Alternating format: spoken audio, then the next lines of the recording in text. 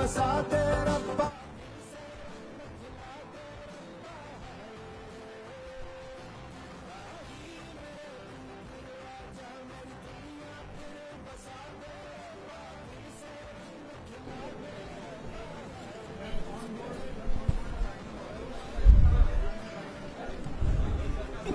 Am surprise है।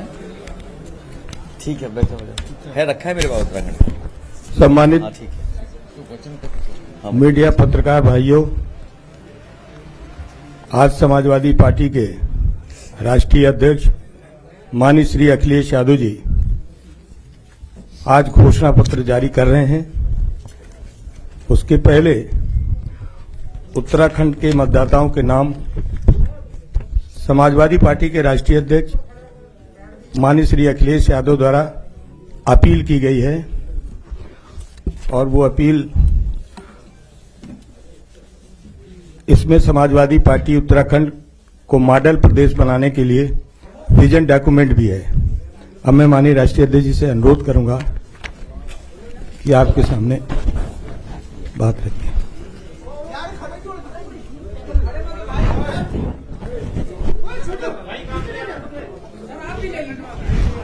वो UP वाला लेंगे, नहीं ले लो, सब लोग लेंगे।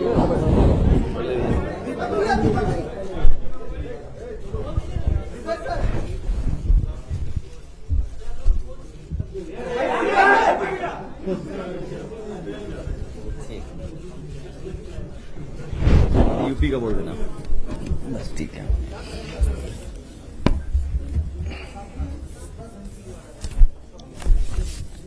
अब उत्तर प्रदेश ओके कर दो, पहले बांटेंगे बाद में। का घोषणा पत्र माननीय राष्ट्रीय अध्यक्ष जी जारी कर रहे हैं।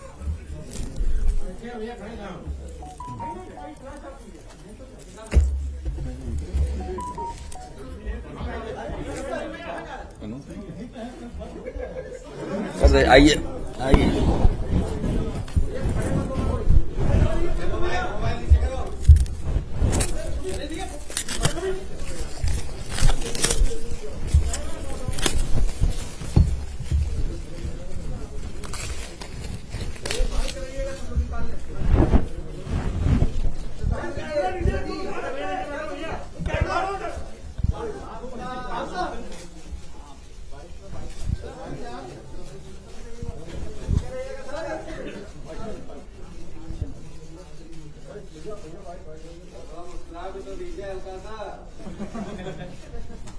कौन चाहता है कि हंसें?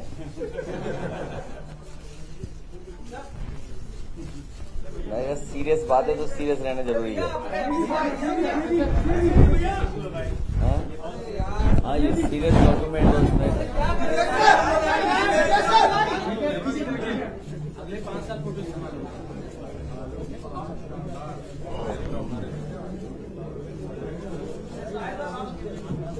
बहुत धन्यवाद।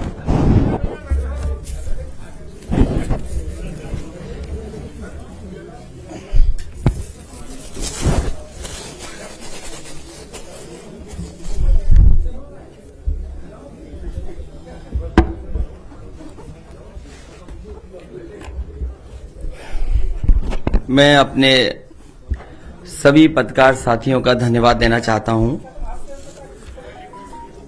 सुबह से लगातार आपसे बातचीत हो रही है। पहले आदरणीय ममता बनर्जी जी साथ थी उस समय, तब भी लंबे समय तक आपसे बातचीत हुई है। और आज क्योंकि चुनाव का आखिरी दिन है, फर्स्ट फेज के प्रचार का आखिरी दिन है और 5 बजे से पहले हमें अपना घोषणा पत्र भी जारी करना है। मुझे याद है कि जब 2012 का समाजवादी पार्टी ने घोषणा पत्र जनता के बीच में रखा था और सरकार बनने के बाद उस समय जो जो चीजें घोषणा पत्र में थीं, किस विभाग से वो पूरी हो सकती हैं, बाकायदा हर प्रमुख सचिव को चीफ सेक्रेटरी के माध्यम से भेज करके और माननीय मंत्री जितने भी थे उनकी जानकारी में ला करके घोषणा पत्र को लागू करने का काम किया गया था। 12 से 17 में कई ऐसी चीजें जो घोषणा पत्र में शामिल नहीं थीं, उसके बावजूद भी समाजवादी पार्टी ने काम कर करके दिखाया और बड़े बड़े काम करके दिखाए। आने वाले समय में उत्तर प्रदेश को खुशहाली, विकास और तरक्की के रास्ते पर ले जाने के लिए समाजवादी पार्टी ने अपना मैनिफेस्टो बनाया है, जो सत्य वचन और अटूट वादा करके हम लोग जनता के बीच में जा रहे हैं। समाजवादी पार्टी ने जब कभी भी जनता के बीच में जो वादे किए होंगे, सरकार बनने पर उनको पूरा किया गया है। इसलिए बहुत बड़ा ये डॉक्यूमेंट है, मैं पूरा नहीं पढ़ पाऊंगा। अपनी प्रेस कॉन्फ्रेंस खत्म होने के बाद ये पूरा का पूरा मैनिफेस्टो आपके हाथ में दे दिया जाएगा। कुछ जरूरी जो चीजें हैं वो मैं पढ़ करके आपको सुनाना चाहता हूं, जो बहुत ही जरूरी हैं।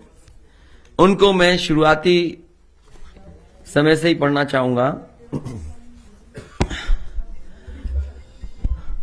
समय समय पर कई घोषणाएं की गई हैं, वो तो शामिल होंगी, वो हैं हमारे इस डॉक्यूमेंट में,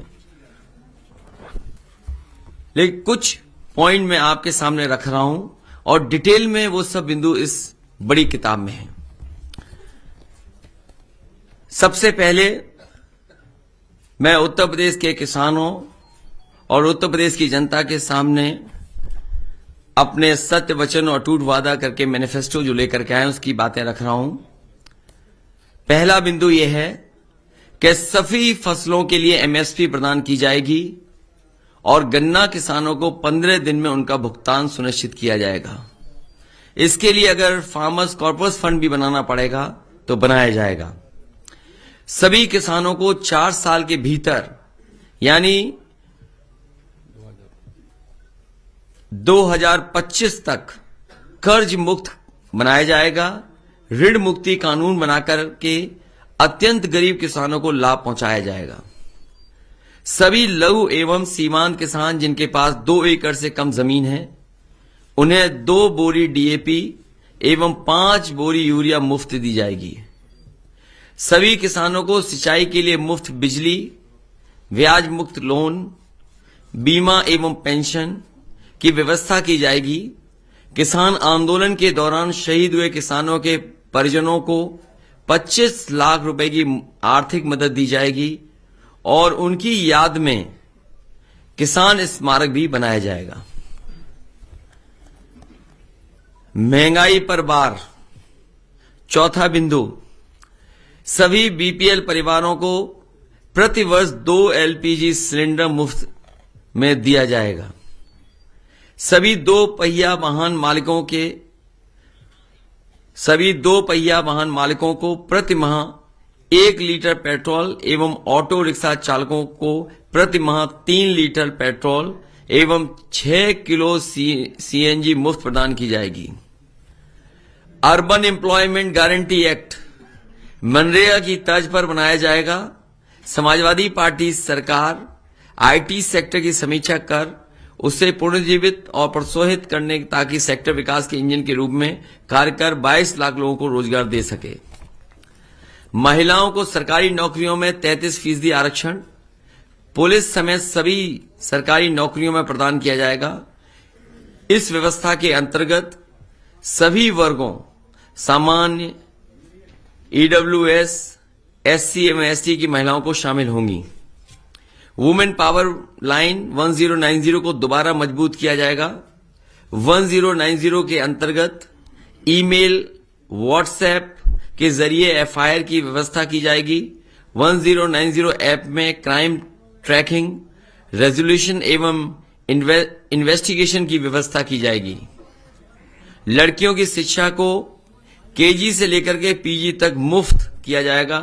कन्या विद्याधन योजना को दोबारा शुरू किया जाएगा। इसके अंतर्गत 12वीं पास करने के उपरांत लड़कियों को 36,000 की एक मुश्त राशि दी जाएगी। 10वां पॉइंट, समाजवादी पेंशन योजना को पुनः शुरू किया जाएगा।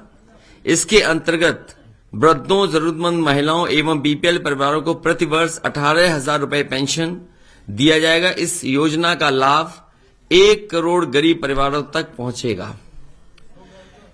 11वां पॉइंट, समाजवादी कैंटीन एवं किराना स्टोर स्थापित किए जाएंगे, जहां गरीब, श्रमिकों, राजगिरों, बेघरों को सब्सिडी दर पर राशन एवं अन्य जरूरी वस्तुएं मिल सकेंगी। इन कैंटीनों में 10 रुपए में समाजवादी थाली की व्यवस्था की जाएगी। इस योजना का लक्ष्य राज्य से भूख की समस्या को मिटाना है। 12वां पॉइंट, डायल 1890 मजदूर पावर लाइन की स्थापना की जाएगी। यह राज्य के भीतर एवं बाहर कार्यरत प्रवासी श्रमिकों, मजदूरों की समस्याओं का निदान करेगी। 13वां पॉइंट, कारीगरों एवं श्रमिक पेंशन 18,000 रुपए सालाना की दर से बुनकरों, जरदोजी, कारीगर, बढ़ई, कुम्हार, नाविक, मोची, दर्जी एवं अन्य असंगठित क्षेत्र के श्रमिकों की मदद की जाएगी। कानून व्यवस्था 14वां पॉइंट, हालांकि यहां तो एक ही लाइन में पढ़ रहा हूं, लेकिन जब दूसरे डॉक्यूमेंट में बहुत डिटेल में चीजें हैं कि क्या क्या समाजवादी सरकार बनने पर किया जाएगा। सीसीटीवी कैमरा एवं ड्रोन सर्वेलेंस की व्यवस्था 1 साल के भीतर सभी गांवों एवं कस्बों में की जाएगी। ऑटोमेटिक रिस्पांस के लिए इन्हें डायल 100 जो 112 से लिंक किया जाएगा। यूपी डायल 100 जो 112 है, जिसे मौजूदा सरकार ने बर्बाद कर दिया है, कबाड़ा कर दिया है, को दोबारा तकनीक से जोड़ करके सशक्त किया जाएगा, ताकि रिस्पांस टाइम 15 मिनट के भीतर पूरे प्रदेश में हो सके, और कोशिश होगी कि 15 मिनट से भी कम हो जाए। समाजवादी पार्टी की सरकार सभी थानों में तहसीलों को भ्रष्टाचार मुक्त करेगी। समाजवादी पार्टी की सरकार महिलाओं, अल्पसंख्यकों एवं दलितों के प्रति संगठित हेट क्राइम के प्रति जीरो टॉलरेंस की नीति का पालन करेगी। शिक्षा 15वां पॉइंट, प्राथमिक शिक्षा को गुणवत्तापूर्ण बनाया जाएगा। हर जिलों में मॉडल स्कूल बनाए जाएंगे एवं विश्वविद्यालयों की सीटों को दोगुना किया जाएगा। 16वां पॉइंट, लैपटॉप वितरण राज्य के भीतर 12वीं पास सभी छात्रों को लैपटॉप वितरित किया जाएगा। स्वास्थ्य सेवा 17वां पॉइंट, कैशलेस स्वास्थ्य सर्विस द्वारा सभी गरीबों को उच्च कोटि की स्वास्थ्य सेवा प्रदान की जाएगी। हेल्थ सेक्टर के मौजूद बजट की समीक्षा कर इसे वर्तमान से 3 गुना ज्यादा किया जाएगा। यह राज्य के बजट का लगभग 10% होगा। इसकी मदद से सार्वजनिक स्वास्थ्य प्रणाली को बेहतर किया जाएगा। 18वां पॉइंट, एमएसएमई के लिए स्टेट माइक्रो फाइनेंस बैंक की स्थापना की जाएगी, ताकि लघु उद्यमियों, कलाकारों व शिल्पकारों को आसान एवं बिना गारंटी के लोन दिया जा सके। सेंट्रल फैसिलिटेशन सेंटर के माध्यम से यूपी के सभी प्रमुख शहरों में ट्रेडिशनल एमएसएमई क्लस्टर की स्थापना की जाएगी। फ्लैट रेट बिजली की आपूर्ति, raw material bank, display mart और ई कॉमर्स युक्त मार्केटिंग सपोर्ट सिस्टम पर विशेष जोर दिया जाएगा। कारीगर बाजार की स्थापना की जाएगी। उद्योग 19th point, single roof clearance system. अभी तक तो ये होता था सिंगल विंडो क्लियरेंस सिस्टम, लेकिन वो कई बार उसके परिणाम अच्छे नहीं आए। इसलिए समाजवादी पार्टी ने तय किया सरकार बनने पर सिंगल रूफ क्लियरेंस सिस्टम सभी मौजूदा एवं नए उद्योगों के लिए बनाया जाएगा। ईज ऑफ डूइंग बिजनेस के लिए मोबाइल ऑफिस, ई ऑफिस की स्थापना की जाएगी। सार्वजनिक इंफ्रास्ट्रक्चर 20वां पॉइंट, 300 यूनिट बिजली मुफ्त, घरेलू इस्तेमाल की जाने वाली 300 यूनिट बिजली मुफ्त की जाएगी। समूचे प्रदेश में 24 घंटे बिजली आपूर्ति सुनिश्चित की जाएगी। सभी ग्रामीण और आंतरिक सड़कों को आरसी से बनाया जाएगा। क्लीन ड्रिंकिंग वाटर मिशन, सभी गांवों एवं शहरों के स्वच्छ पेयजल की व्यवस्था को सुनिश्चित किया जाएगा। प्रदूषण की समस्या के निवारण के लिए युद्ध स्तर पर तैयारी की जाएगी एवं जिलेवार प्रबंधन किया जाएगा। फ्री वाईफाई जोन सभी गांव एवं शहरों में स्थापित किया जाएगा। शहरी आवास, शहरी विकास विशेषकर traffic management, drainage system, city forest, प्रदूषण नियंत्रण, वेस्ट मैनेजमेंट, और ग्रीन टेक्नोलॉजी की व्यवस्था की जाएगी। हाउस टैक्स और प्रॉपर्टी टैक्स को युक्ति संगत बनाने के लिए एमनेस्ट स्कीम को लाया जाएगा। सरकारी कर्मचारियों का कल्याण 22वां पॉइंट, पुरानी पेंशन योजना को बहाल किया जाएगा। 2005 से पूर्व कर्मचारियों को मिलने वाली पुरानी पेंशन व्यवस्था लागू की जाएगी। क्योंकि ये 22 पॉइंट्स तो मैंने आपके सामने पढ़ दिए, इसके अलावा जो मैनिफेस्टो में चीजें हैं मैं केवल कुछ पढ़ना चाहता हूं आपके सामने। कृषि और ग्रामीण विकास में ग्रामीण अर्थव्यवस्था और बुनियादी ढांचा निवेश के लिए प्राथमिकताओं वाला सेक्टर होगा। वर्तमान बजट का 3 गुना या उत्तर प्रदेश के वार्षिक बजट का न्यूनतम 15% राशि यानी लगभग 1 लाख करोड़ रुपए इसके लिए आवंटित किया जाएगा। इसमें और भी बिंदु हैं लेकिन मैं वो नहीं पढ़ रहा हूं।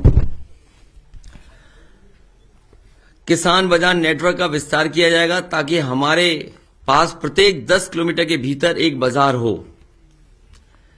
सभी जिलों में किसान बाजार स्थापित किए जाएंगे ताकि किसान अपनी उपज सीधे उपभोक्ताओं को बेच सके। सभी मंडलों में स्थानीय फसलों के लिए विशिष्ट फूड प्रोसेसिंग क्लस्टर स्थापित किया जाएगा। उत्तर प्रदेश में 5 प्रमुख कृषि जलवायु क्षेत्रों में निर्यात उन्मुक्त फूड प्रोसेसिंग क्लस्टर स्थापित किया जाएगा।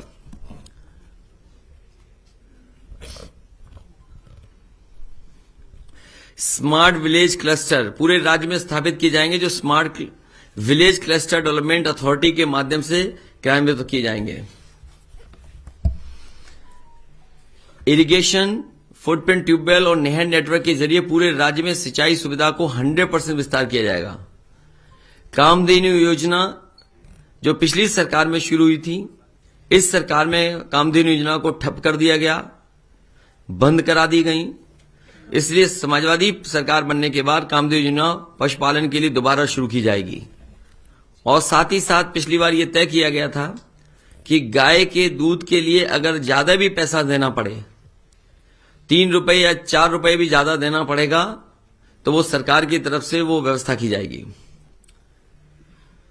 रूरल एग्रीकल्चर हब्स की उच्च स्तरीय तकनीक से लैस किया जाएगा। सभी प्रमुख एग्रो क्लाइमेटिक जोन से रिसर्च, जांच और ट्रेनिंग इंफ्रास्ट्रक्चर को स्थापित किया जाएगा।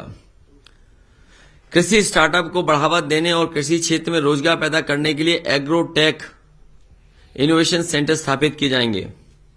किसान आय और कल्याण आयोग किसानों की आय में सुधार और सर्वेक्षण के लिए वार्षिक आधार पर अपनी सिफारिश देगा। यह आयोग गरीबी रेखा से नीचे जीवन यापन करने वाले किसानों के लिए लिविंग वेज स्कीम को विकसित करेगा। ग्राम न्यायालय अधिनियम को क्रियान्वित कर भूमि विवाद संबंधी मामलों को शीघ्र निस्तारित किया जाएगा। महिला लाभार्थियों के मामलों में परिवारजनों, रक्त संबंधियों के लिए कृषि भूमि के हस्तांतरण के लिए स्टाम्प शुल्क को घटाकर 2% किया जाएगा। स्मार्ट किसान सहायक योजना शुरू की जाएगी, जिसके अंतर्गत 5 लाख ग्रामीण युवाओं को कृषि विस्तार सेवा प्रदाताओं प्रशिक्षित और नियोजित किया जाएगा ताकि राज्य में सस्टेनेबल और पर्यावरण के अनुकूल कृषि पद्धतियों को विकास हो सके।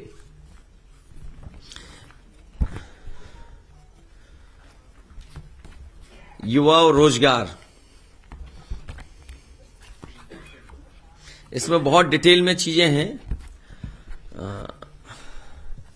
राज्य शिक्षा नीति के तहत अर्थव्यवस्था की बेहतरी के लिए अंग्रेजी शिक्षा पर ध्यान केंद्रित किया जाएगा एवं सांस्कृतिक पहचान को मजबूती देने के लिए स्थानीय भाषाओं में शिक्षा प्रदान की जाएगी। बालिका शिक्षा पर विशेष जोर दिया जाएगा। यूपी को 2027 तक 100% साक्षर राज्य बनाया जाएगा। सैनिक स्कूल सभी मंडलों में स्थापित किए जाएंगे। कौशल विकास, रोजगार और व्यक्तित्व विकास केंद्र सभी तहसील मुख्यालयों में खोले जाएंगे। विशेष रूप से लड़कियों के कौशल युक्त बनाया जाएगा। प्रतिवर्ष 5 लाख युवाओं को कौशल विकास परियोजना प्रदान करने का लक्ष्य निर्धारित किया जाएगा। बहुत डिटेल में है चीजें इसमें। विकास का इंजन समाजवादी पार्टी सरकार राज्य में एमएसएमई क्षेत्र को पुनर्जीवित और प्रोत्साहित करेगी और इसे विकास के इंजन में रूप में बदलेगी ताकि राज्य में 2027 तक 1 करोड़ नौकरियों का सृजन हो सके।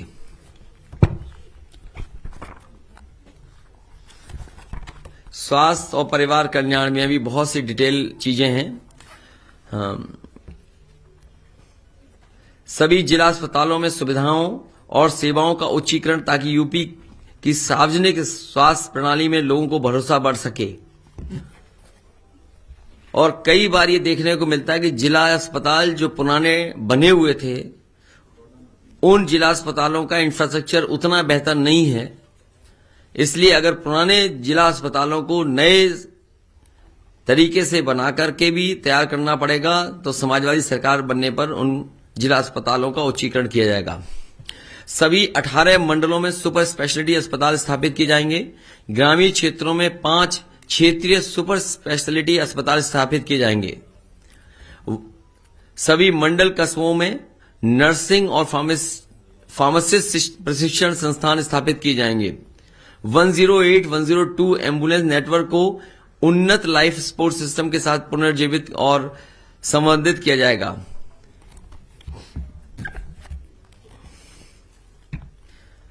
सभी पीएससी, सीएससी पर ऑनलाइन टेलीमेडिसिन परामर्श और सामान्य चिकित्सक सेवाएं उपलब्ध कराई जाएंगी। 108, 102 एम्बुलेंस नेटवर्क को आईटी आधारित तकनीक से अपग्रेड किया जाएगा ताकि रिस्पांस समय 15 मिनट से कम हो सके। इसमें नंबर ऑफ एम्बुलेंसेज बढ़ाई जाएंगी। प्राइमरी और सेकेंडरी एजुकेशन मिशन के तहत 2027 तक 12वीं कक्षा तक 100% साक्षरता दर की लक्ष्य को हासिल किया जाएगा। एजुकेशन सेक्टर बजट को वर्तमान आवंटन से 3 गुना तक बढ़ाया जाएगा ताकि शिक्षा के क्षेत्र में जीडीपी का लगभग 6% तक खर्च किया जा सके। सभी स्तर पर सार्वजनिक शिक्षा प्रणाली में गुणवत्ता को बेहतर किया जाएगा। विश्वविद्यालयों की सीटों पर 2 गुना वृद्धि की जाएगी। एजुकेशन सिटी की स्थापना के लिए पॉलिसी बनाई जाएगी। पर्यावरण शिक्षा सभी के लिए अनिवार्य। सभी प्राथमिक, माध्यमिक और उच्च शिक्षण संस्थानों में पर्यावरण शिक्षा को अनिवार्य किया जाएगा ताकि युवा पीढ़ी के मन में पर्यावरण संरक्षण के लिए जागरूकता पैदा हो सके। कौशल विकास, रोजगार और व्यक्तित्व विकास केंद्र सभी तहसील मुख्यालयों पर खोले जाएंगे। विशेष रूप से लड़कियों को कौशल युक्त बनाया जाएगा। प्रतिवर्ष 5 लाख युवाओं को मैं पढ़ चुका हूं पहले भी। स्टेट एजुकेशन फंड एवं उच्च शिक्षा प्राप्त कर रहे छात्रों को रियायती छात्र ऋण प्रदान करने के लिए राज्य शिक्षा कोष बनाया जाएगा। ग्रामीण क्षेत्रों में 5 क्षेत्रीय विश्वविद्यालय स्थापित किए जाएंगे। प्रदेश की शिक्षा प्रणाली के सभी रिक्त पदों पर 1 वर्ष के भीतर नियुक्तियां की जाएंगी और अल्प अवधि एवं संविदा भर्ती व्यवस्था को बंद किया जाएगा। प्रदेश की शिक्षा प्रणाली के सभी रिक्त पदों पर 1 वर्ष के भीतर नियुक्तियों की जाएंगी और अल्प अवधि एवं संविदा भर्ती व्यवस्था को बंद किया जाएगा।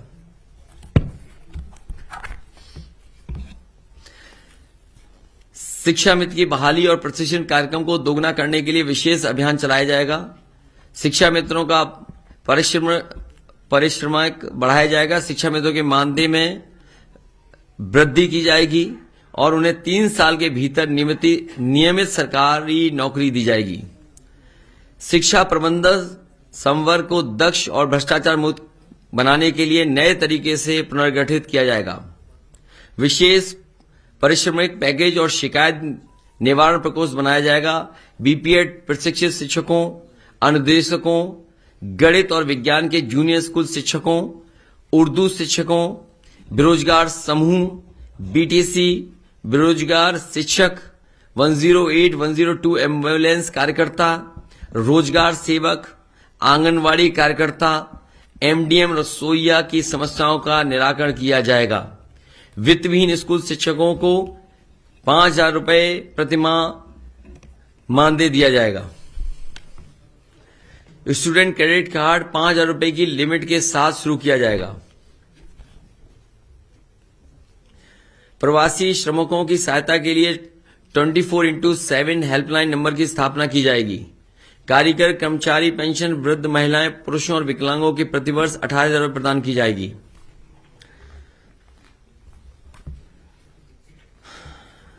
गेहूं, चावल, दाल और खाना पकाने के तेल के मुफ्त वितरण के लिए अंत्योदय योजना को दोबारा शुरू किया जाएगा।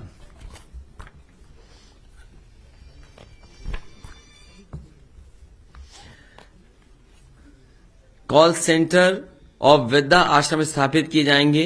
इन वृद्धाश्रमों को प्रशिक्षित प्रोफेशनल्स द्वारा संचालित किया जाएगा एवं रहने वाले नागरिकों को घर जैसी सुविधा प्रदान की जाएगी। लैपटॉप वितरण में लड़कियों को 50% प्रतिनिधित्व राज्य भर से 12वीं कक्षा पास करने वाली बेटियों के लैपटॉप वितरण योजना में 50% प्रतिनिधित्व प्रदान किया जाएगा। महिला शिक्षिकाओं को उनकी पोस्टिंग के लिए विकल्प दिया जाएगा। हौसला पोषण मिशन, गर्भवती महिलाएं और कुपोषित बच्चों के लिए मिशन को दोबारा शुरू किया जाएगा। पुलिस बल में महिलाओं के लिए विशेष भर्ती अभियान, ताकि एक स्वतंत्र महिला पुलिस इकाई का निर्माण किया जा सके।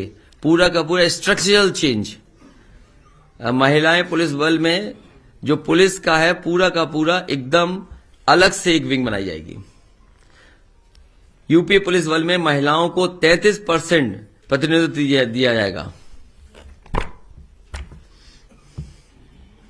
15,000 रुपए बीपीएल परिवारों की महिलाओं को प्रसव के समय दिया जाएगा।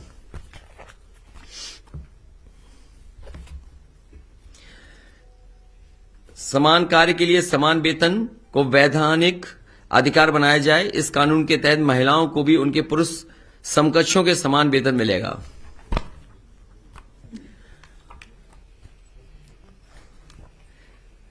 समाजवादी सरकार नौकरियों और आरक्षण की रक्षा के लिए राज्य के सार्वजनिक उपक्रमों में पुनर्गठन और पुनर्निवेश किया जाएगा। राज्य कानून व्यवस्था नीति 2022 के द्वारा मजबूत, उदार और उत्तरदायी पुलिस प्रणाली विकसित की जाएगी। यह अधिक मानवीय और जनता के अनुकूल वातावरण के उत्कर्ष पैदा करने पर विशेष जोर दिया जाएगा। राज्य के सभी पुलिस थानों में सुविधाएं और सेवाओं को अपग्रेड किया जाएगा, ताकि पुलिस का मनोबल बढ़े और नागरिकों को बेहतर सुविधा मिले। साइबर क्राइम कंट्रोल के लिए सभी जिलों में साइबर यूनिट स्थापित की जाएगी। पुलिस बल में महिलाओं की भर्ती के लिए विशेष अभियान चलाया जाएगा, ताकि महिलाओं की स्वतंत्र वुमेन पुलिस यूनिट स्थापित की जा सके। इसमें कई और भी पॉइंट हैं कानून व्यवस्था को लेकर के।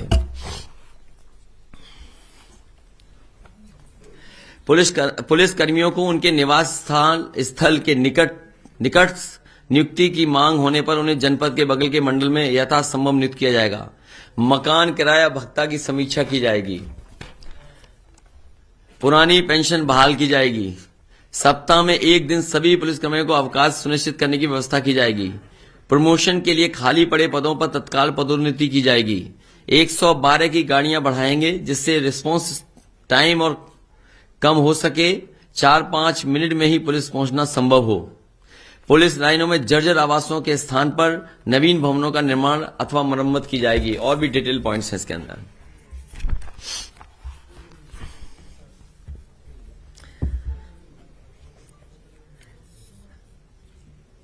सीएम जन सुरक्षा सेल का गठन किया जाएगा, ताकि अपराध के बारे में शीघ्र पता लगाकर तत्काल न्याय सुनिश्चित किया जा सके।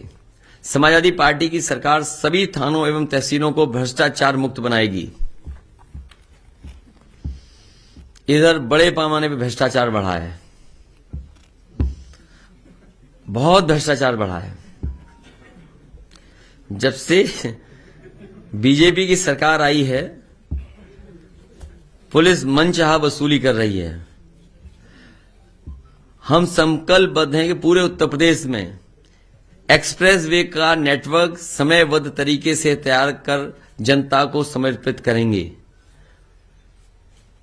जिससे कि उत्तर प्रदेश की राजधानी में आने के लिए प्रदेश के किसी कोने से 5 - 5.5 घंटे से ज्यादा किसी को समय न लगे, लखनऊ में 5 - 5.5 घंटे में आ सके, इस तरह का एक्सप्रेसवे नेटवर्क बनाने की काम किया जाएगा। 2024 तक सभी जिलों में 4 लेन सड़क नेटवर्क और जिला मुख्यालयों के साथ कनेक्टिविटी की व्यवस्था की जाएगी। जब से समाजवादी सरकार गई है, district to district 4 lane highway जो बनाए गए थे जिला मुख्यालयों को जोड़ने के लिए, उस काम को पूरी तरीके से रोक दिया गया। सभी गांवों की सड़कों को जोड़ा जाएगा और आंतरिक गांव की सड़कों को आरसीसी से जोड़ा जाएगा। उत्तर प्रदेश में समस्त गांवों में साइकिल हाईवे के नेटवर्क या साइकिल चलाने की व्यवस्था की जाएगी। थर्मल, वायु और ऊर्जा के संतुलित मिश्रण के साथ उत्तर प्रदेश की बिजली उत्पादन के आत्मनिर्भर बनाया जाएगा।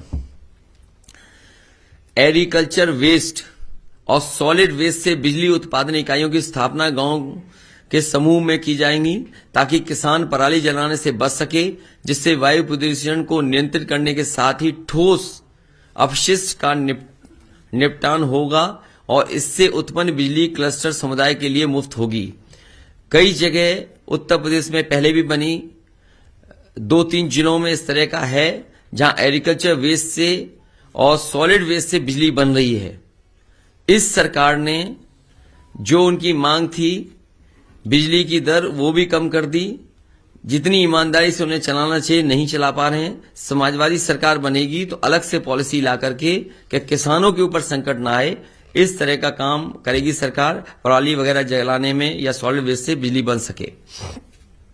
एमएसएमई नीति 2022 राज्य में ईज ऑफ डूइंग बिजनेस को बढ़ावा देगी और इंस्पेक्टर राज के उत्पीड़न को समाप्त कर अनुमतियां लाइसेंस के समयबद्ध ऑनलाइन नवीनीकरण का सुनिश्चित कराएगी।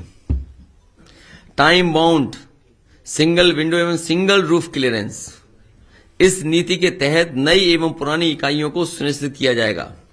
औद्योगिक क्षेत्र की भूमि को एक मुफ्त भुगतान विकल्प के साथ फ्री होल्ड बनाया जाएगा। माइक्रो सेक्टर को रिक्लेफाइड किया जाएगा और एक विशेष माइक्रो एंटरप्राइज सेल बनाया जाएगा, ताकि सूक्ष्म उद्यमों को अधिकतम लाभ पहुंचाया जा सके। हाईटेक स्पेशल एक्सपोर्ट जोन कृषि और हस्तशिल्प व्यवसायों को बढ़ावा देने के लिए आगरा लखनऊ एक्सप्रेसवे एवं पूर्वांचल एक्सप्रेसवे के किनारे स्थापित किया जाएगा। ग्रामीण औद्योगिक हब स्थानीय स्तर पर रोजगार सृजित कराने के लिए पिछड़े जिलों में विकसित किए जाएंगे। कांच अनुसंधान केंद्र स्थापित किया जाएगा, ताकि स्थिति इकाइयों और वैश्विक प्रौद्योगिकी के इनपुट मिल सके और निर्यात बाजार में सफलता हासिल कर सकें। फिरोजाबाद में ग्लास सिटी बनाई जाएगी, जिसमें अगर सरकार से भी सुविधा देने के लिए बिजली या और सुविधाएं देने की जरूरत पड़ेगी तो दी जाएगी, जिससे ग्लास सिटी वहां पर नई बन सके। स्वच्छ पेयजल मिशन 10 लाख से ऊपर की आबादी वाली सभी प्रमुख शहरों में 24/7 जल आपूर्ति को सुनिश्चित किया जाएगा। आगरा, इलाहाबाद, कानपुर और अन्य सभी प्रमुख शहरों में मेट्रो प्रोजेक्ट को साल 2024 तक परिचालित किया जाएगा। आगरा, इलाहाबाद, मुरादाबाद, बरेली, हिंडन, गाजियाबाद, मथुरा और वाराणसी में अंतर्राष्ट्रीय मानकों के हिसाब से रिवर फ्रंट डेवलपमेंट किया जाएगा।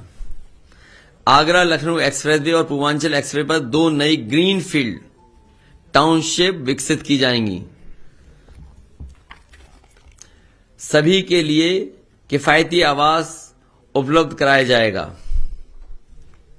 चैंपियन इंडस्ट्री राज्य भर में समान विकास के लिए हर संभाग में स्थापित की जाएगी। व्यापारी सुरक्षा आयोग का गठन किया जाएगा। व्यापारी हेल्पलाइन व्यापारी बंधु की स्थापना की जाएगी। इसके जरिए व्यापारियों की सुरक्षा कर ईज ऑफ डूइंग बिजनेस को बढ़ावा दिया जाएगा।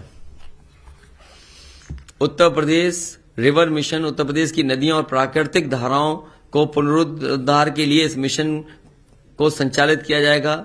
जल ग्रहण बेसिन एवं नदियों में गिरने वाले गैस परिकृषित सीवेज और कचरे के प्रवाह को रोककर सभी नदियों को स्वच्छ बनाया जाएगा। सूख चुकी नदियां और जलाशयों को पुनर्जीवित करने के लिए विशेष अभियान चलाया जाएगा। नदियों के किनारे बसे समुदायों के निवास के लिए विशेष आवास योजना लाई जाएगी। पर्यटन विकास राज्य सरकार की प्राथमिकताओं में शामिल किया जाएगा, क्योंकि इस क्षेत्र में रोजगार की अपार संभावना होती है। एसोचैम की साल 2017 की एक रिपोर्ट के अनुसार समाजवादी सरकार की प्रोग्रेसिव टूरिज्म पॉलिसी के कारण टूरिज्म सेक्टर में 10 लाख लोगों को रोजगार मिला था एवं इसी अवधि में 10,000 करोड़ रुपए का निवेश भी उत्तर प्रदेश में आया था। समाजवादी पार्टी सरकार सभी नागरिकों, विशेषकर महिला, अल्पसंख्यकों और दलितों के खिलाफ हेट क्राइम के प्रति जीरो टॉलरेंस की नीति को पालन करेगी। युवा अधिवक्ताओं को आर्थिक सहायता प्रदान की जाएगी। बड़े शहरों में अधिवक्ताओं के लिए ग्रुप हाउसिंग की व्यवस्था की जाएगी। देश की सीमाओं में रक्षा कर रहे सैनिक परिवारों एवं उनकी जमीनों की रक्षा के लिए विशेष व्यवस्था की जाएगी। मीडिया कर्मियों और जमीनी स्तर के पत्रकारों के कल्याण के लिए राज्य आधारित मीडिया पॉलिसी लाई जाएगी। स्थानीय मीडिया कर्मियों की डिजिटल एवं फिजिकल इंफ्रास्ट्रक्चर मुहैया कराने के लिए सभी तहसील कस्बों में मीडिया सुविधा केंद्र बनाए जाएंगे। और समय समय पे जो कहा गया था, इसमें बहुत और भी चीजें डिटेल में हैं, और भी चीजें डिटेल में हैं, क्योंकि जिस तरीके से कहा, पहले भी संकल्प में बताया गया था कि आईटी सेक्टर को बढ़ावा देकर के 22 लाख अच्छी नौकरियां दी जाएंगी। सरकारी जितने भी पद हैं, अभी जो जानकारी है वो लगभग 11 लाख पद हैं जो खाली हैं। उन सभी पदों को भरा जाएगा, सरकारी नौकरी। साथ ही साथ फौज की भर्ती जो पिछले कई वर्षों से नहीं हुई है, पुलिस में बड़े पैमाने पे भर्ती, और अगर पर्यावरण और नदियों और तालाबों को, जो बड़े बड़े तालाब हैं, नदियां हैं, या फॉरेस्ट को डेवलप करने के लिए ग्रीन फोर्स की अगर बनानी पड़ेगी, ग्रीन फोर्स, तो वो भी बनाई जाएगी। साथ ही साथ जो हमारी सरकारी ऑफिसेज हैं और शहर में बहुत सारी जो बिल्डिंगें पुरानी बनी हैं, जिसकी वजह से ट्रैफिक या शहर हमारा कंजेस्टेड दिखता है, जो हमारे शहर हैं उनको कैसे डीकंजेस्ट किया जाए, शहरों को डीकंजेस्ट करने के लिए पॉलिसी लाकर के काम होगा। चाहे वहां पार्क बनाने पड़े या रिवर फ्रंट बनाने पड़े, उस तरीके से किया जाएगा।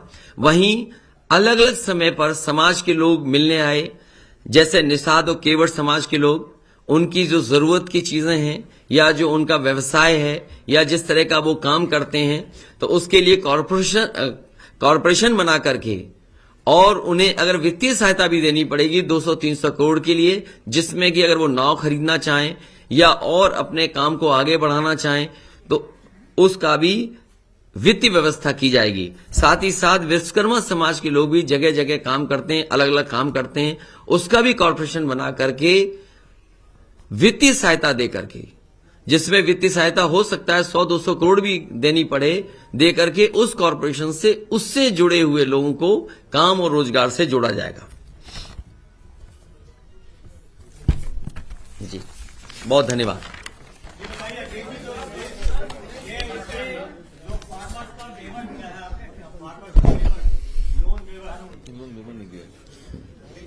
डेट रिलीफ एक्ट बनाएंगे और उसको हाँ, रिस्ट्रक्चर करते रहेंगे 2-4 साल। हमने, हमारा ही घोषणा पत्र में है कि उनके ऊपर जो कर्ज होगा, उस कर्ज को कैसे खत्म किया जाए, उसके लिए पॉलिसी लेकर के आएंगे। क्योंकि अक्सर लोन लेते हैं किसान, फिर लोन आ जाता है, सरकार माफ करती है, फिर लोन ले लेती है। इसलिए पॉलिसी के तहत वो कर्ज मुक्त कैसे किसान रह सके, उस दिशा में काम करेंगे, डेट फ्री।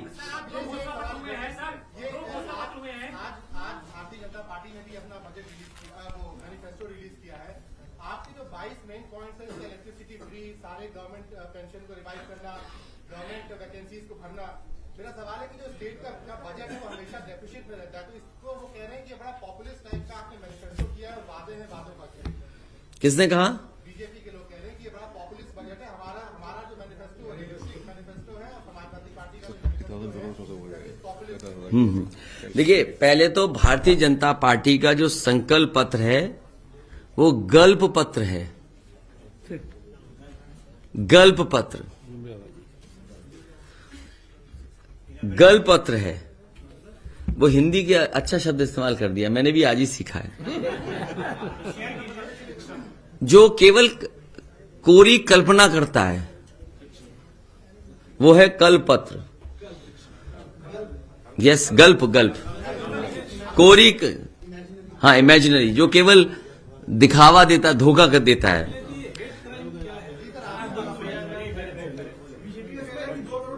और जो बीजेपी ने कहा है उसके लिए बाकायदा हम लोगों ने तैयारी कर करके और तैयारी के साथ साथ उस पर वित्तीय कितना पैसा भार पड़ेगा वो सब बातें कही गई हैं और लिखी हैं। हम लोगों ने बाकायदा उसको कैलकुलेट किया है। जो सरकार को पहले चलाए हैं, जो वित्त विभाग के जानकार हैं, जो फाइनेंशियल एक्सपर्ट्स हैं, उनसे राय लेकर के, और जैसे पुरानी पेंशन जब बहाल की गई उनके सभी संगठन के लोगों से अलग अलग समय पे बात हुई, वित्त विभाग की जो जानकारी रखते हैं और जो फाइनेंशियल चीजों को समझते हैं उनके बीच में चर्चा होने के बाद ही निर्णय लिया है।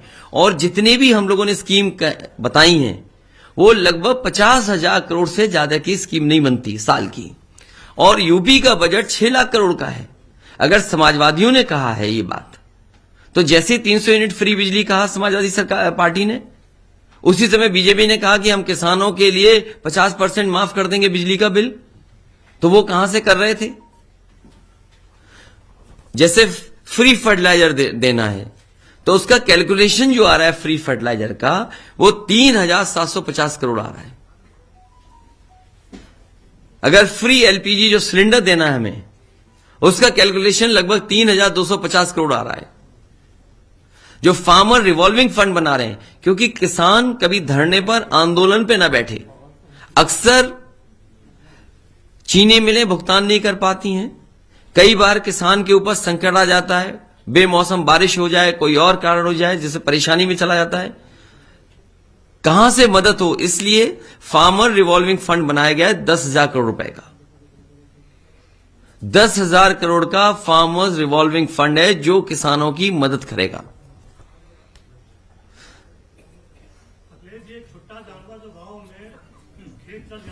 और समाजवादी कैंटीन के लिए भी बहुत ज्यादा खर्चा नहीं, 3,000 करोड़ साल का आएगा।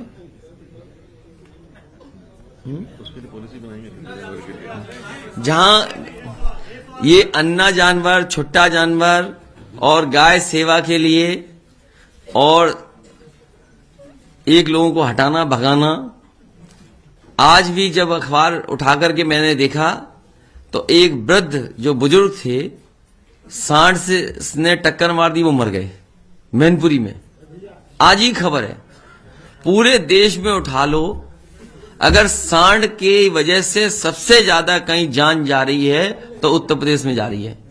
तो मैंने याद करो क्या कहा था कि सांड की टक्कर से या सांड जो उनको मार देने 5 लाख रुपए उस परिवार की मदद करेंगे। और साथ ही साथ गौ सेवा के लिए और जो गौशाला बनाई हैं उसको और बेहतर कैसे चला सकें उसके लिए पॉलिसी लेकर के आएंगे।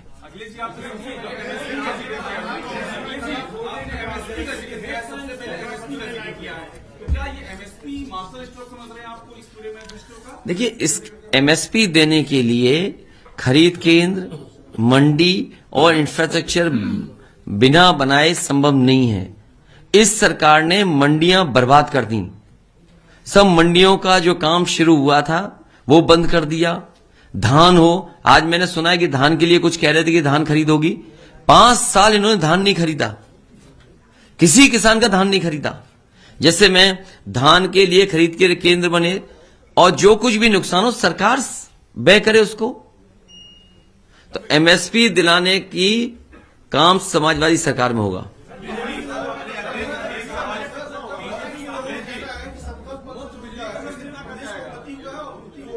देखिए, उन्होंने पूरा किया नहीं, उन्होंने अपना संकल्प पत्र पूरा नहीं किया।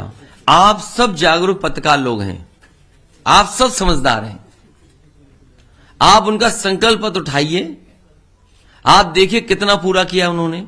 और भारतीय जनता पार्टी को आज जब नया संकल्प पत्र ला रहे थे तो पिछले संकल्प पत्र के लिए कम से कम 2 मिनट मौन रखना चाहिए था।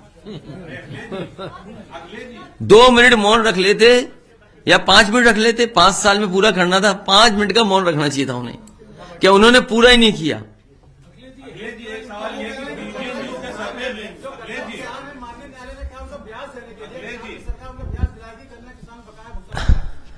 ये सरकार बनने पर इसका जवाब दूंगा, और समय पर भुगतान हो जाएगा तो ब्याज नहीं देना पड़ेगा। इसीलिए फार्मर्स रिवॉल्विंग फंड बनाया जा रहा है कि किसान को न धरने पे बैठना पड़े और ना ही किसी के ऊपर परेशानी आए।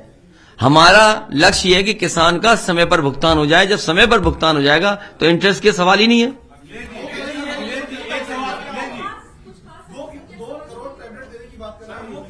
अरे वो पूरे 5 साल क्या टैबलेट देते रहे, आपको नहीं पता? जिस सरकार ने अपने, इसीलिए मैंने कहा कि अपने संकल्प पत्र के लिए इन्हें कम से कम 5 मिनट मौन रखना चाहिए था, जो पूरा नहीं किया। न्यूज के सर्वे में आप सबसे आगे जा रहे हैं, और ये क्या सीटों में तब्दील कर पाएंगे? सबसे आगे इस टाइम पीबीएन न्यूज के सर्वे में आप दिखाए जा रहे हैं। मैं धन्यवाद देना चाहता हूं जो भी सर्वे है जिसमें हम लोग आगे, लेकिन सर्वे ओपिनियन पोल को मैं ओपीएम पोल मानता हूं।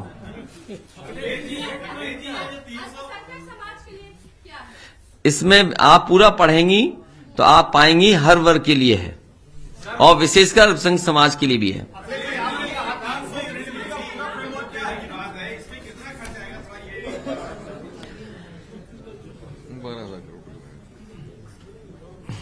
12,000 करोड़। ये जो 300 यूनिट फ्री बिजली देने का है, प्रति वर्ष 12,000 करोड़ से ऊपर पैसा आएगा। 12,000 करोड़ रुपए साल का।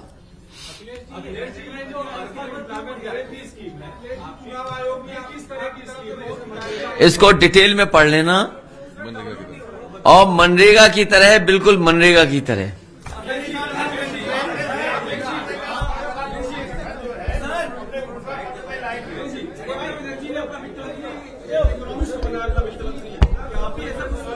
किसने बनाया?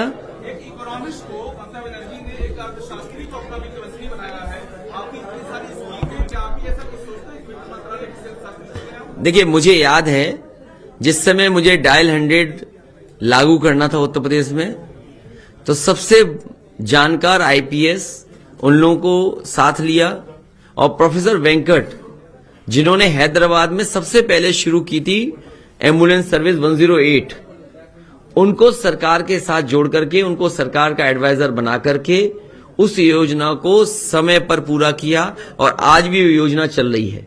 और मुझे याद है जब उत्तर प्रदेश में मुझे मेट्रो शुरुआत करनी थी, लखनऊ, कानपुर, आगरा, उस समय मेट्रो मैन श्रीधरन जी को सरकार का एडवाइजर बना करके लाए थे। तो ये जरूरी बनता है कि कई बार कुछ क्षेत्रों के एक्सपर्ट्स की जरूरत पड़ती है, और एक्सपर्ट्स से आपको मदद मिल जाती है। लेकिन कमाल के हमारे बाबा मुख्यमंत्री थे, वो सब जानते थे, उन्हें किसी एक्सपर्ट की जरूरत ही नहीं पड़ी।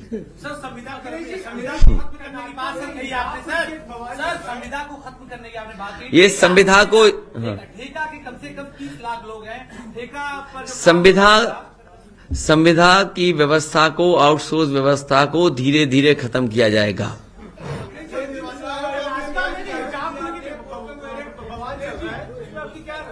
मैं अभी टीवी नहीं देख पाया, मुझे जानकारी नहीं है।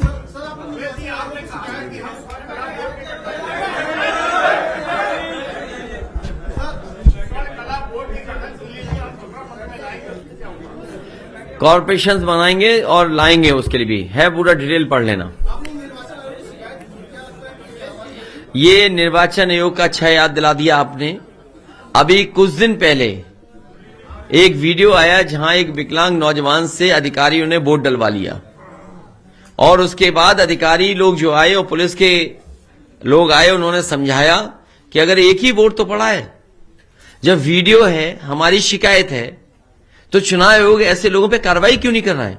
और वहां का डीएम पिछले कई वर्षों से वहीं है और जानबूझ करके उस डीएम को वहीं रखा गया है जिससे चुनाव में भी धांधली कराई जा सके।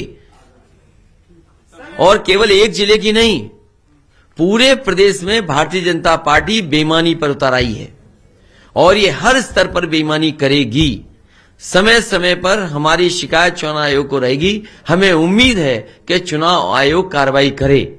मान लीजिए यहीं पर लखनऊ में ही कोई चुनाव लड़ रहा है, उनकी पत्नी वरिष्ठ अधिकारी हैं, क्या उम्मीद करते हो न्याय मिलेगा? क्या उम्मीद करते हो वोट पड़ जाएंगे? क्या हमने आपने नहीं देखा कि वोट के खातिर ब्लॉक प्रमुख की खातिर महिलाओं और बेटियों के कपड़े फाड़ दिए गए, छीन लिए गए थे? तो चुनाव आयोग को लगातार शिकायत कर रहे हैं। हमें उम्मीद है कि चुनाव आयोग इन शिकायतों पर कार्रवाई करेगा। अब क्या करें, आपकी नहीं सुनवाई तो हमारी क्या सुनवाई होगी? लेकिन हम तो उम्मीद ही कर सकते हैं चुनाव आयोग को। आप कुछ चलाइए बढ़िया ढंग से कि चुनाव आयोग कैसे लोग बैठे हैं। सॉरी, क्या ये जानकारी? अरे आज के जमाने में किसी को टैग कर दो, कहां तक जानकारी पहुंचती है। उनका ऐप है, उसमें जानकारी जा रही है पूरी, हम सब जगह भेज रहे हैं। और केवल एक नहीं, न जाने कितने पत्रकारों ने ट्वीट किया है टैग करके इलेक्शन कमीशन को। तो और क्या करें बताइए? फिर क्या है डिजिटल इंडिया? फिर तो इस वाला बकवास है डिजिटल इंडिया।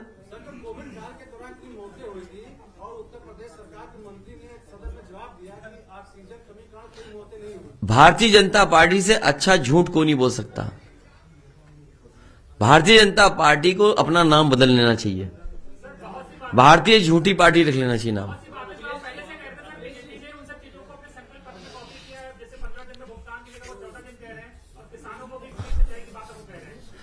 इनका ट्रैक रिकॉर्ड क्या है? क्या इन्होंने 5 साल ये सब करके दिखाया क्या?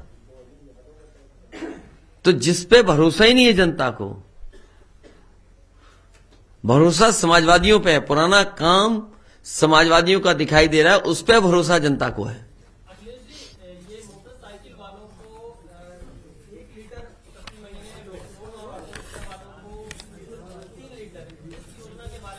ये लगभग 500 करोड़ खर्च होगा।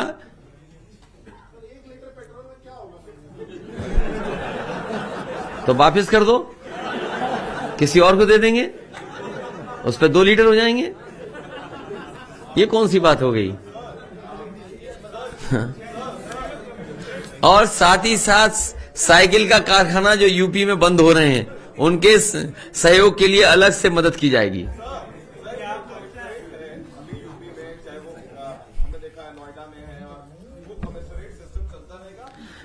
इस पर विचार किया जाएगा, क्योंकि जो कमिश्नर बन रहे हैं उन्होंने अन्याय ज्यादा किया है। जो लोग ड्यूटी पे रहते रहते जिन्हें भारतीय जनता पार्टी का टिकट मिल गया हो, क्या उम्मीद करोगे उनसे क्या न्याय किया होगा उन्होंने? और पूरा भारतीय जनता पार्टी के कार्यकर्ता बनकर के चुनाव में काम किए हों, उन्हें कमिश्नर बना दिया गया हो, क्या उम्मीद करोगे जनता को न्याय दिलाएंगे? इसलिए इस पर विचार किया जाएगा। हमारा समाजवादियों का लक्ष्य हमेशा रहा कि कानून व्यवस्था कैसे बेहतर हो। मुझे आप बताइए, किसी पुलिस के अधिकारी से पूछ लीजिए कि रिस्पांस सिस्टम किस पार्टी ने अच्छा दिया। इन्होंने 5 साल के अंदर डायल 100 का केवल नाम बदला और बर्बाद कर दी वो योजना। अगर उसमें गाड़ियां बढ़ गई होती और उसको समय के हिसाब से और ट्रेनिंग या व्यवस्था अच्छी कर दी होती तो आज बहुत अच्छी कानून व्यवस्था होती। आपको लगता है कि अगली बार जो पेश किया है, अगली बार बजट पेश करेंगे? लखनऊ को स्मार्ट सिटी के रूप में जो डेवलप करने का सपना दिखाया था, उसके बारे में भाई स्मार्ट सिटी में क्या होना जरूरी है? आप पैरामीटर्स देखिए ना क्या है। स्मार्ट सिटी में क्या है? अंडरग्राउंड केबलिंग होना है, मेट्रो होना, और चीजों को डिजिटली पेमेंट होना, पार्क्स होना, रिवर फ्रंट होना, और क्या है स्मार्ट सिटी में? सीवर होना। अब वो स्मार्ट उनका वही है स्मार्ट सिटी, जान लेने वाली स्मार्ट सिटी बता रहे हो ना आप, तो क्या कर सकते हैं? हटाइए सरकार को।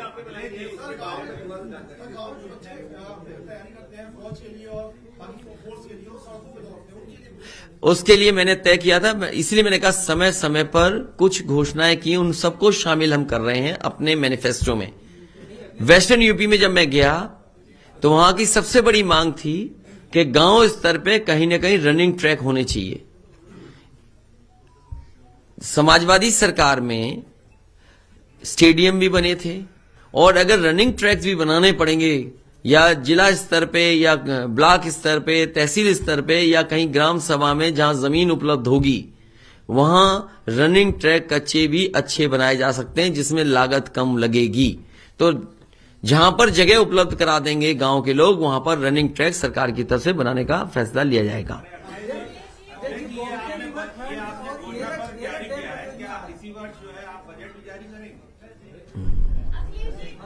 उम्मीद तो यही है।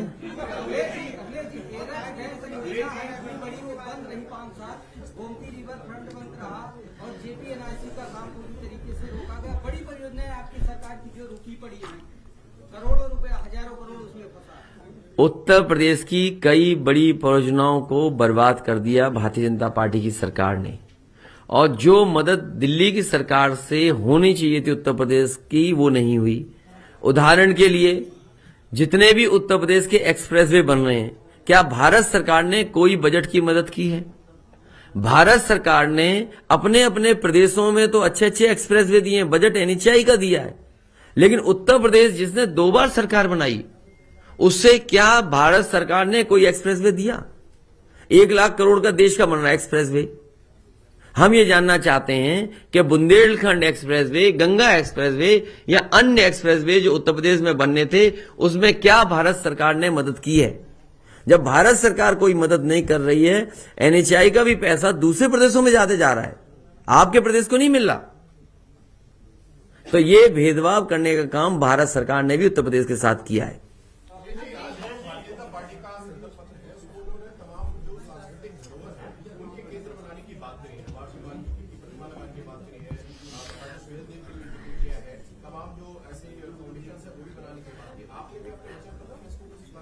हमने ये कहा है कि हमारे कॉर्पोरेशंस बनाएंगे जिसमें मान लीजिए निषाद समाज, केवट समाज को जरूरत पड़ती है नाव की, उनको जरूरत पड़ती है और अपने व्यवसाय को बढ़ाने के लिए, उनके काम को बढ़ाने के लिए, तो उस कॉर्पोरेशन में वित्तीय सहायता 200-300 करोड़ की देनी पड़ेगी, देंगे, जिससे वो अपने समाज के या उस समाज से जुड़े हुए लोगों का काम कर सकें। इस तरह विश्वकर्मा समाज के लोग हैं, कहीं लोहे का काम कर रहे हैं, कहीं लकड़ी का काम चल रहा है। मान लीजिए मैं सहारनपुर में गया, 1 लाख से ज्यादा कारीगर उससे जुड़े हुए हैं लकड़ी के कारोबार से, उन्हें मशीन चाहिए आज।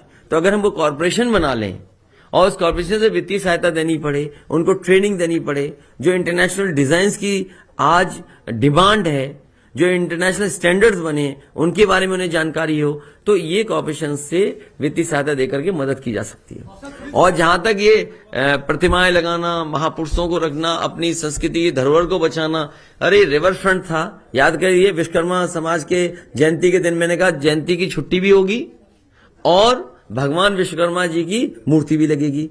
24 किलोमीटर का रिवर फ्रंट है, जितने भी हमारे महापुरुष होंगे उनको सबको 500-500 मीटर डिवाइड कर दिया जाएगा, तो कितने महापुरुष हो गए?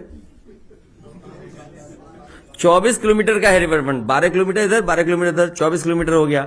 हर एक महापुरुष को 500 मीटर दिया जाएगा। तो सोचिए, अगर कोई बच जाए तो हमें बता देना आप, हम उनको भी दे देंगे सम्मान। क्यों? अच्छा, रिवर फ्रंट से अच्छा कुछ हो तो बताओ।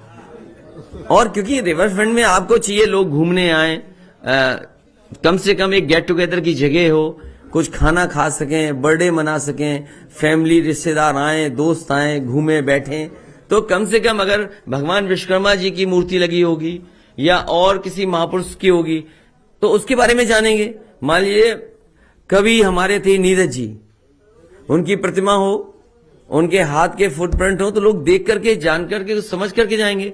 तो हर महापुरुष को, क्योंकि हमारा गठबंधन ऐसा है जिसमें सब समाज के लोग हैं, तो 500-500 मीटर का रिवर फ्रंट हर महापुरुष के लिए आवंटित कर दिया जाएगा।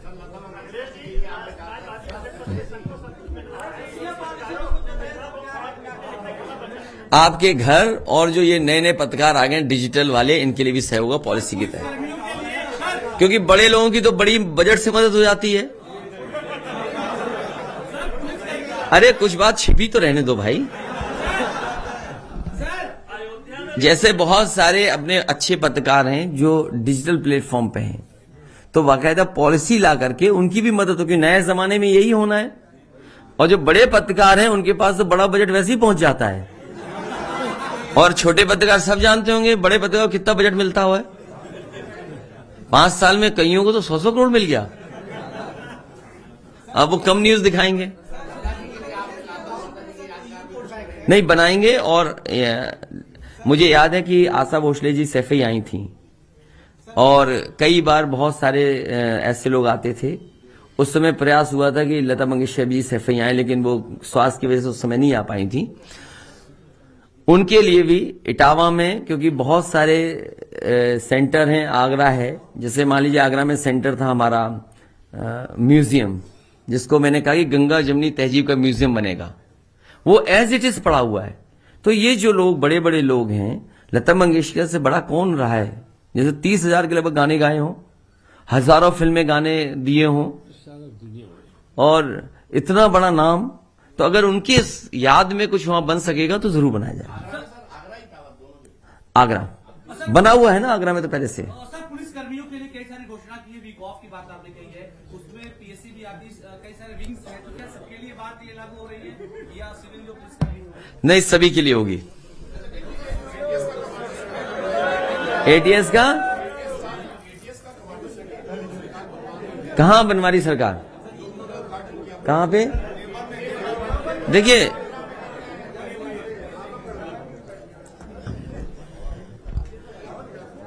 भारतीय जनता पार्टी से बड़ा झूठ कोई नहीं बोल सकता। छोटा नेता है छोटा झूठ बोलता है, बड़ा नेता है बड़ा झूठ बोलता है, सबसे बड़ा नेता है तो सबसे बड़ा झूठ बोलता है। ये जो कह रहे हैं एटीएस का सेंटर, इनसे पूछिए भारतीय जनता पार्टी के लोगों से कि जब बजट, सप्लीमेंट्री बजट सब पास हो गया, बजट में क्या बजट रखा था आपने, और फिर क्या बजट था आपका? एक, इन्होंने कहा मां शाकुंभरी देवी के लिए नाम से हम शक्तिपीठ के एक यूनिवर्सिटी बनाएंगे। क्या बजट था यूनिवर्सिटी में? क्या बजट दिया? एटीएस सेंटर के जो कमांडो सेंटर बनाना चाहते, क्या बजट दिया आपने? यूनिवर्सिटी मां शाकुंभरी बना रहे हैं आप, क्या बजट दिया उसमें? जब बजट ही नहीं दिया, और सबसे बड़ी बात आपको बता दें, दिल्ली का भी बजट पास हुआ है, क्या जो राशन फ्री बट रहा उसके लिए बजट रखा है क्या भारतीय जनता पार्टी ने? इसका मतलब यह है कि गरीबों को केवल वोट लेने के लिए राशन दिया जा रहा है। आप दिल्ली का बजट देखिए, क्या बजट जीरो है कि नहीं है उसमें? राशन बांटने के नहीं बजट, इसलिए उनकी बातों में मत आओ आप भी, वो केवल झूठ बोलते हैं। जो सरकार अभी तक जो बन रहे थे कई फॉरेंसिक लैब, तालेग्राम में 7 या 8 फ्लोर की बनी खड़ी है फॉरेंसिक लैब, 5 साल हो गए, बताइए, ऐसी खड़ी हुई है। झांसी का फॉरेंसिक लैब अभी तक नहीं चालू कर पाए। जो सरकार 100 नंबर जो अब 112 कर दिया, उसके टायर तक नहीं बदल पाए, वो क्या एटीएस सेंटर बनाएंगे? इसलिए झूठ बोल रहे हैं, झूठ नहीं। एटीएस सेंटर, एटीएस की बिल्डिंग किसने बनाई बताओ? हमारे धीमे से चुपचाप बोल दिया उन्होंने, बनाएंगे आप? तो मैं पूछना चाहता हूं कि लखनऊ में एटीएस की बिल्डिंग किसने बनाई? किसने बनाई बताओ? देवन नहीं, मैं कह रहा हूं लखनऊ की एटीएस बिल्डिंग किसने बनाई? आपने बनाई? तो बता दें जाके उन्हें, बाबा जी को।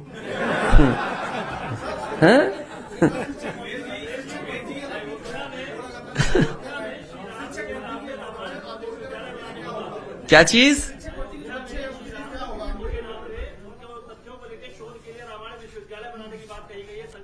समाजवादी पार्टी जितने भी और मंदिर हैं वहां, और बाबा संत गुरु हैं जो समय समय पर हमें मिले हैं, उनके लिए अलग से ट्रस्ट या जो विभाग है धर्मार्थ बजट दे करके उन मंदिरों को, उन बाबाओं के आश्रमों को सपोर्ट करने का काम करेंगे, चाहे हमें 1-1 करोड़ रुपए उन आश्रमों को देना पड़े। लड़कियों की जो मुफ्त जो शिक्षा की बात आपने कही है सर, पीजी तक की, केजी से पीजी तक की, उसमें जो बजट एलोकेशन होगा, कई सारी पढ़ाई है सर, वो इंजीनियरिंग भी है, इसलिए फ्री होगा ना। पहले भी किया था हमारी सरकार में, पहले भी कर रहे थे फ्री, फिर करेंगे फ्री। उन सभीयों का मैंने लिखा है जितने बच्चे आंदोलन कर रहे थे, चाहे वो शिक्षा मित्र हों, बीएड वाले हों, टीटी वाले हों या रोजगार सेवक हों, उन सब की समस्या का समाधान समाजवादी सरकार में होगा। एक बड़ी समस्या रहती है सर, बच्चों जो प्राइवेट स्कूल होते हैं उसमें बार बार किताबें खत्म हो जाती है, ड्रेस तमाम अपनी बोर्ड लगा बढ़ाते जाते हैं। आम आदमी पार्टी ने फीस के लिए किया है, प्राइवेट स्कूल अपनी मनमानी फीस देते हैं, एक्स्ट्रा चार्ज लगाते हैं। इस सरकार ने तो जो गरीब बच्चे प्राइवेट स्कूल में पढ़ने जा रहे थे, जिनको समाजवादी सरकार में सुविधा मिलती थी, पैसे मिलते थे, वो भी खत्म कर दी योजना। इस पर भी विचार करेंगे। मैनिफेस्टो में कोविड व्यक्ति फ्रेंडली कुछ नहीं है। कोविड वालों सुप्रीम कोर्ट की जो गाइडलाइन है उस पर काम करेंगे। 50,000 करोड़ का सालाना इसमें खर्चा आएगा। अब 6 लाख करोड़ का बजट होता है, क्योंकि बजट जो होता है उसमें सेंट्रल ग्रांट्स भी होते हैं। 50,000 करोड़ का ये अपना ये जो इसका मोबिलाइजेशन फंड होगा, स्टेट अपने से करेगा या ग्रांट से भी लेना पड़ेगा? मैथमेटिक्स करके उसको भी आप ओवरऑल है तभी कुछ नहीं, जब आप इन पॉलिसीज को लागू करेंगे तो ओवरऑल बजट में से निकाल कर ही आप इनको लागू कर सकेंगे। 10% भी नहीं बनता। और जबकि हाँ, अगर 6 लाख करोड़ का देखेंगे तो 10% भी नहीं बनता है उतना। तो बाकी जो जरूरी पदों में होता है उससे कोई डाइवर्ट नहीं करना पड़ेगा। हाँ, मुश्किल है, कोई डाइवर्ट नहीं करना पड़ेगा उससे। मैं अभी फतेहाबाद गया था, अपनी एतमादपुर, वहां पर आलू को लेकर के बड़ी चिंता थी किसानों को कि कोल्ड स्टोर में आलू सड़ता है, आलू की कीमत नहीं मिल रही है। तो समाजवादी पार्टी ने और हम लोगों ने कहा कि जो एग्रीकल्चर प्रोफेसर चुनाव लड़ रहे हैं, क्या कर सकते हैं। पहले जो मार्केट था, हमारा पत्रकार साथी ने बड़ा अच्छा सवाल पूछा है, लेकिन उसमें हमारी मदद ये करना कि जिस समय भारतीय जनता पार्टी की सरकार आई थी, उसमें उस समय वोडका का शेयर मार्केट में क्या था, और आज जब भारतीय जनता पार्टी सरकार से बाहर जा रही है तो वोडका का शेयर कितना हो गया है।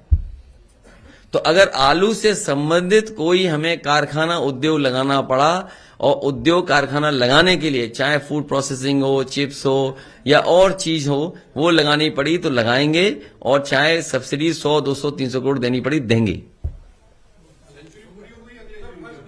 हाँ? हो गई? हाँ, हो जाएगी। उनकी तो बहुत अपराधी है उधर। उनसे बच के रहिए बस।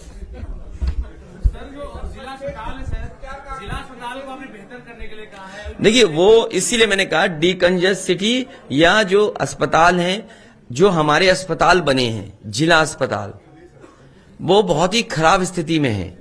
जो जिला अस्पताल है वो खराब स्थिति में, जगह बहुत है उनके पास, लेकिन जिस समय बने थे उस समय मानक अलग थे, उस समय इतना अच्छा इंफ्रास्ट्रक्चर नहीं बन पाया था।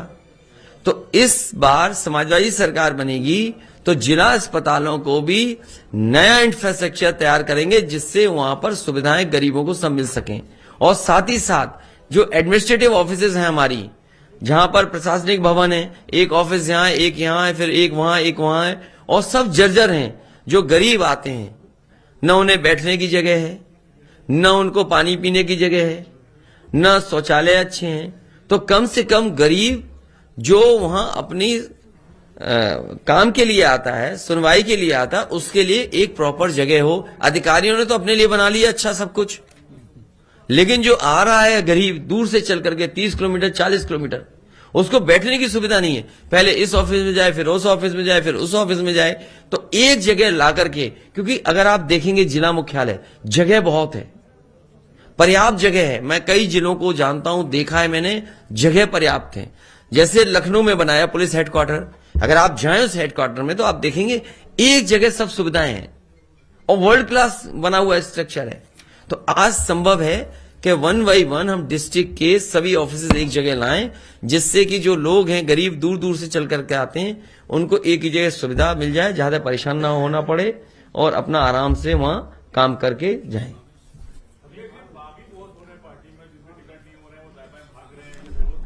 तो जिनको अब भाई क्या कर सकते हैं उसके लिए, कोई नहीं कर सकता। अगर हम आज लाना चाहें तो भाजपा के भी भाग के आ रहे हैं, अभी भी तैयार हैं। लेकिन मैंने उस दिन कहा था कि आज के बाद भाजपाइयों को नहीं लेंगे। इसलिए अगर अभी भी दरवाजा खोल दें तो कुछ आने को अभी भी तैयार है। तो हम एडजस्ट कैसे करेंगे? जो धर्मार्थ विभाग है उसी में बजट देंगे और उसी बजट से सभी जो हमारे आश्रम संत गुरु हैं जिनको कोई पूछने वाला नहीं है उनको धर्मार्थ विभाग अलग से सहयोग करेगा, मदद करेगा। हाँ, इसको बजट में जोड़िए।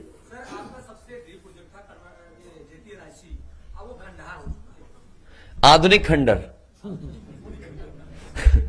नहीं, जेपीएनआईसी एक सेंटर ऐसा है जहां स्पोर्ट्स का है और सब कुछ है उसके अंदर। एक जगह जाकर के हम कॉन्फ्रेंस कर सकते हैं, कोई मीट करनी है वो कर सकते हैं।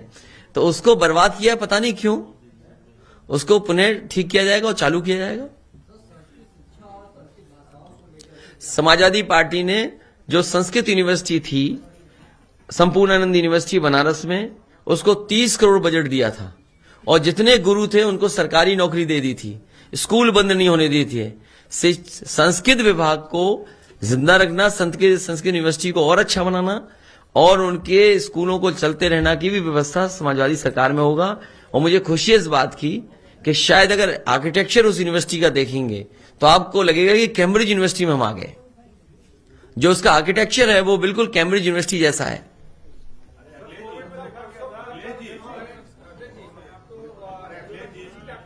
हैं? पहले चरण में भारतीय जनता पार्टी का सफाया होने जा रहा है, पूरी तरीके से सफाया। और पहले चरण से सफाया होते होते आखिरी तक सफाया होगा। किनसे? ये पेगासस आप पे भी है? वो क्या सॉफ्टवेयर है? पेगासस आप पे भी है? ये हमारे पत्रकार सारी पेगासस है सॉफ्टवेयर से।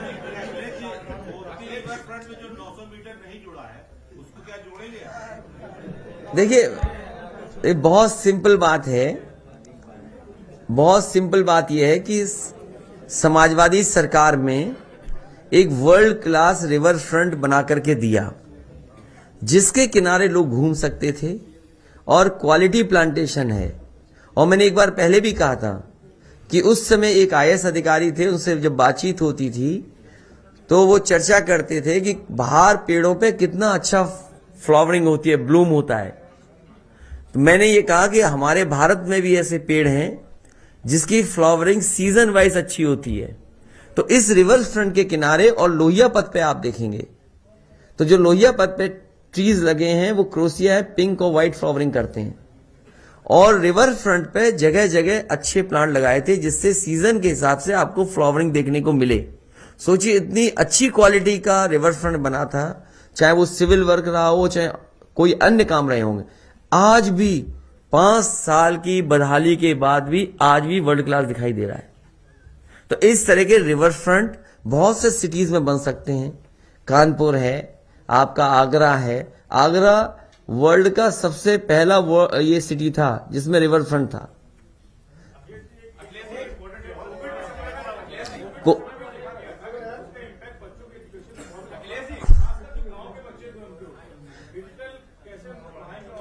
ये बर्बाद कर दी है शिक्षा व्यवस्था। दुनिया में सभी लोगों ने अपने स्कूल खोल दिए हैं, सब जगह स्कूल खुलने लगे हैं। ये सरकार ने कोविड के बहाने पूरी शिक्षा व्यवस्था को चौपट कर दिया। अब पुनः शुरू करना पड़ेगा अच्छी तरीके से। मेरा सवाल ये था कि आपने जो तमाम घोषणाएं की हैं उनका एक्शन प्लान भी बताया है कि कैसे लागू करेंगे, उसकी बजट की क्या व्यवस्था होगी। ये जो ओल्ड पेंशन स्कीम है इसको भी आपने कहा है कि हम दोबारा बहाल करेंगे। तो 2005 के बाद बड़े पैमाने पे एनपीएस कटे हैं और ये 12-13 साल का 11 लाख कर्मचारियों का लंबा बैकलॉग होगा। तो इसका मैनेजमेंट कैसे करेंगे, इसका एक्शन प्लान? इसके पे भी चर्चा हुई है और बजट से कॉर्पस फंड बना करके दिया जाएगा।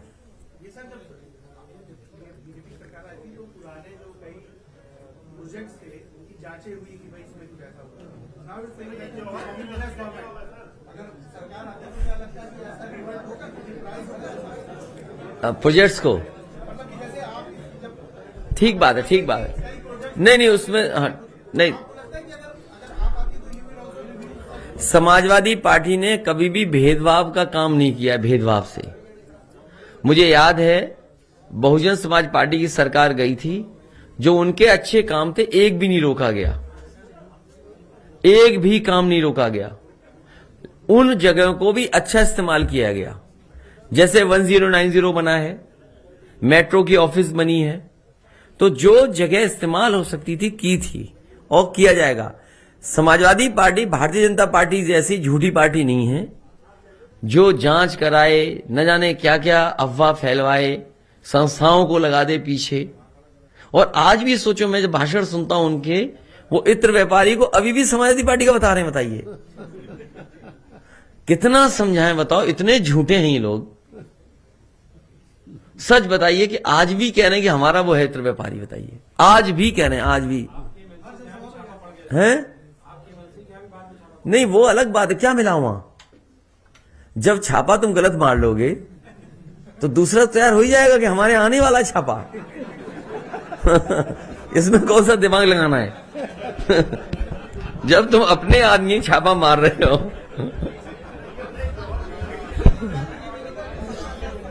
और कुछ भी नहीं, वो पुराने बिजनेसमैन है, कोई आज के बिजनेसमैन थोड़ी हैं।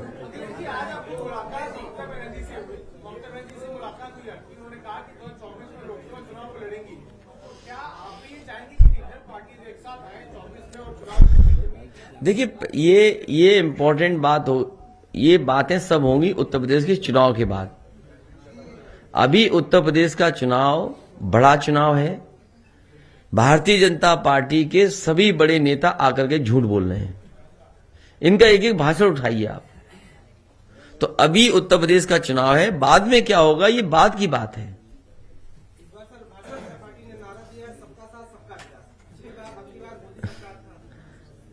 सबका विनाश। जो यूनिवर्सिटी थी, देखिए मैंने वो कई बार बताया आपको, कई बार आपको बताया मैंने, और आप मुझसे ज्यादा जानते होंगे क्योंकि हम उतना नहीं फॉलो कर पाते चीजों को, उन चीजों को फॉलो नहीं कर पाते। जो डीएम थे वहां पर, उन्हें उत्तर प्रदेश के कैडर में रहना था, उन पे वो दबाव था कि वो वापस न चले जाए। उनसे सरकार ने कहा कि झूठा फंसाइए।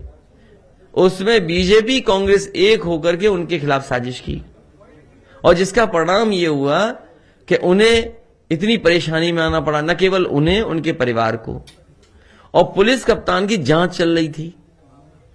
एक पुलिस कप्तान ने दूसरे पुलिस आईपीएस पर आरोप लगाए थे कि पैसे लेन देन होकर के ट्रांसफर हुए, और उसकी जांच अभी भी चल रही है। अगर आप में से कोई पुलिस विभाग में किसी वरिष्ठ अधिकारी को जानता होगा तो आप जानकारी कर लीजिए।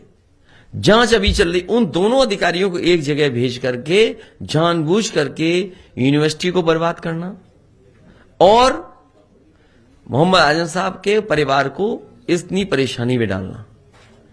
आप मुझे बताइए, कोई मुख्यमंत्री उत्तर प्रदेश का रहा होगा जिसने अपने ही उसमें मुआवजा उठाया हो? आप गोरखपुर में पता करिए कितना मुआवजा उठाया मुख्यमंत्री जी ने। यूनिवर्सिटी बनाई, क्या वेटलैंड जमीन को नहीं ले लिया उन्होंने? आप पता करिए यूनिवर्सिटी कैसे बनी। जो चीज आजम खान साहब ने की वही क्या मुख्यमंत्री ने अपनी यूनिवर्सिटी बनाने पे नहीं किया? क्या वही फैसला कैबिनेट से? अगर कैबिनेट का फैसला मुख्यमंत्री जी के लिए ठीक है तो वो आजम खान साहब के लिए गलत क्यों है? डीएमएसपी भेज दो। आपने देखा नहीं पुलिस का नजारा, मारते मारते व्यापारी को मार दिया। डीएमएसपी कह रहे थे उसकी परिवार के लोगों से एफआईआर मत लिखाओ, वो वीडियो भी आउट हुआ था, याद होगा कि नहीं याद है आपको? तो इसलिए ये सरकार बहुत झूठी सरकार है। अब झूठे लोगों के दिन कम बचे हैं। 10 मार्च से पहले ये चले जाएंगे। 10 लाख पॉलिसी भी आपने कही, बड़ी बात है कि हर बीपीएल जो उत्तर प्रदेश में नागरिक होगा, क्या इसमें असाध्य रोग भी शामिल होंगे? इसमें हर तरह के रोग होंगे। गंभीर बीमारी में सरकारी अस्पताल में इलाज फ्री होगा, बड़ी इंस्टीट्यूशन में फ्री होगा। वो गाना बजा दो जो भी बजा रहे थे, तेज।